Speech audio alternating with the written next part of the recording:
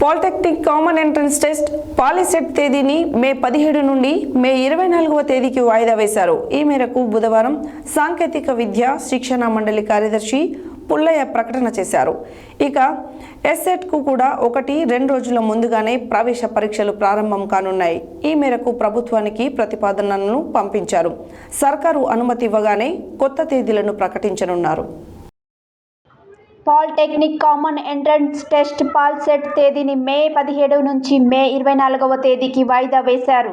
ఈ మేరకు బుధవారం సాంకేతిక విద్యా శిక్షణ మండలి కార్యదర్శి పుల్లయ్య ప్రకటన చేశారు.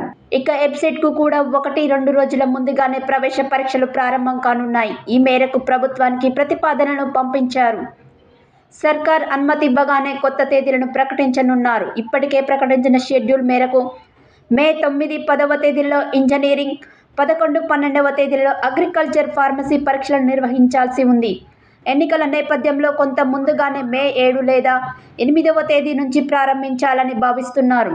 ఇంటర్మీడియట్ పరీక్షల ఫలితాలు వచ్చే నెల ఏప్రిల్ 3వ వారంలో ప్రకటించాలని అధికారులు భావించారు. ఈ నెలాఖరు నాటికి స్పాట్ వాల్యుయేషన్ను పూర్తి చేయనున్నారు. తర్వాత అన్ని సక్రమంగానే ఉన్నాయా లేదా అనేది పరిశీలించి ఫలితాలను ప్రకటించనున్నారు.